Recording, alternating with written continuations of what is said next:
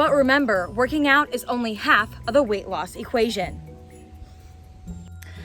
The other half is choosing healthy foods. Corporal Jackie Blosser has been returned to West Virginia and finally put to rest after 70 years of searching. So today we're going to make fried potatoes and ramps. The mission provides food and a place to sleep, but residents say that the greatest resource they provide is love. You may recall we told you months ago about a Korean War soldier whose remains were found in North Korea. Tonight, we report that his family finally receiving closure after his burial in Grafton. Our Shayla Klein has more on this long-awaited homecoming. Corporal Jackie Blosser has been returned to West Virginia and finally put to rest after 70 years of searching. Jackie Blosser's remains were found in the 55 boxes North Korea sent to the United States. It's all over now. Now we can rest. He could say he's home. I could say he's home with me now. He was shipped by plane from Dallas, Texas to the Pittsburgh airport, where Patriot Guard riders and police escorted him back to his hometown, Grafton, West Virginia. He just had hopes, living hopes. The old saying, live in hopes and die in despair. During his funeral the next morning, Blosser's sister, Bonnie, received his Purple Heart. Blosser had been laid to rest at the West Virginia National Cemetery in Grafton.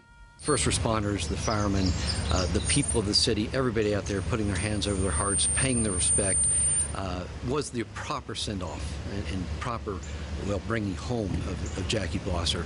Aunt Bonnie kept saying on the trip back, this is just amazing, this is just amazing. I can't believe all this, and I can't believe these people are doing all this. For WBOY, I'm Shayla Klein in Grafton. Gender changes have long been done in county circuit courts, but a new memorandum decision by West Virginia Supreme Court might challenge trans rights.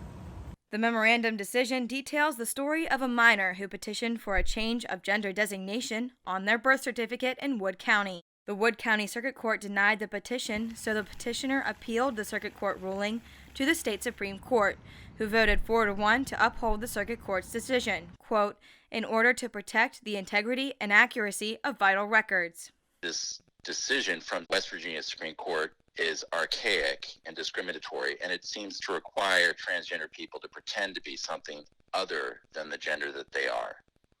It exposes transgender mountaineers to further harassment and discrimination.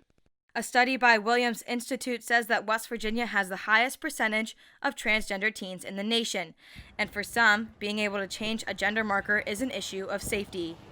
Many trans people say they will avoid putting themselves in situations where they have to show ID out of fear.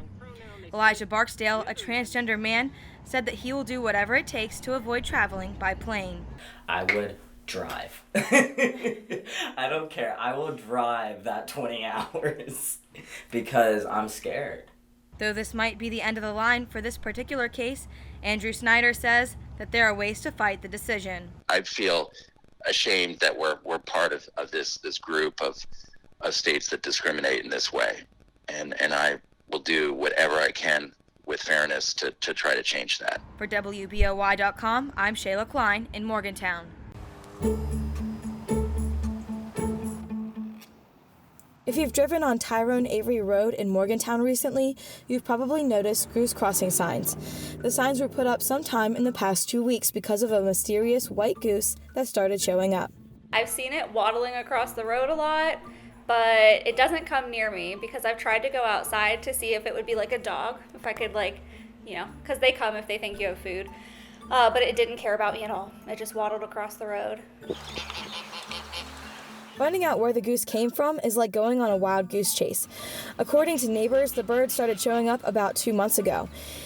It's friendly and could be a pet, but no one has claimed the goose just yet. He just showed up out of the blue and just started hanging out every day. Don't know where he came from or who had him or what. Though the signs are up on Adam's property, he says he doesn't know who put them up. The neighbors speculate it was another concerned neighbor who saw the goose on its way to the creek across the street. Actually, one morning, I thought somebody was driving by and beeping their horn, so I looked out the window and traffic was stopped, and I was like, what are they doing? And I looked outside, and the goose was just taking its time getting across the road.